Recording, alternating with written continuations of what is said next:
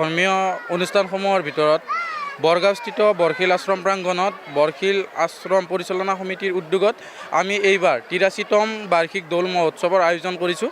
তিনিদিনীয়া বৰ্ণাঢ্য কাৰ্যসূচীৰে আজি আমাৰ এই প্ৰথম দিন অৰ্থাৎ আমাৰ এই উৎসৱৰ মূল আকৰ্ষণ হৈছে ৰাইজৰ বাবে আমাৰ আৰিয়া প্ৰজ্বলন।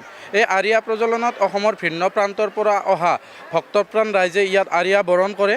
লোকবিশ্বাস আছে আমাৰ এই মন্দিৰ প্ৰাংগণত যি আৰিয়া প্ৰজ্বলন কৰা হয়, সেই আৰিয়া প্ৰজ্বলনত ভক্তসকলে যি মনৰ কামনা সিদ্ধিৰ বাবে ইয়াত আৰিয়া প্ৰজ্বলন কৰে, তেওঁলোকৰ আশা পূৰণ হয়। লগতে এই অঞ্চলটোৰ যিটো আমাৰ দৌল মহোৎসৱ হয়, ইয়াত ৰাইজৰ পূৰ্ণ সহযোগিতা আছে আৰু ইয়াৰ লাহে লাহে আমাৰ এই মন্দিৰৰ দৌল উৎসৱৰ পৰিসৰটো বৃদ্ধি পাইছে। সমূহ ভক্তবান ৰাইজলৈ আহ্বান, আমাৰ এই অনুষ্ঠানটোলৈ আহক, আমাৰ এই অনুষ্ঠানটো উপভোগ কৰক।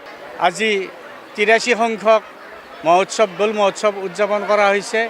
এই মহোৎসৱত আমাৰ এই অঞ্চলটোলৈ বহু ঠাইৰ পৰা ভক্তপ্ৰাণ ৰাইজ আহে আৰু আমাৰ এটা বিশ্বাস আছে, ধৰ্মৰ ওপৰত বিশ্বাস আছে যে ইয়াত যিসকল ভক্তই থকি আনি আৰিয়া প্ৰজ্বলন কৰি মনৰ বাঞ্ছা সিদ্ধিৰ বাবে তেখেতসকলে যি বাঞ্ছা কৰে সেইটো সফল হয় বুলি আমাৰ এটা ধৰ্মৰ বিশ্বাস আছে।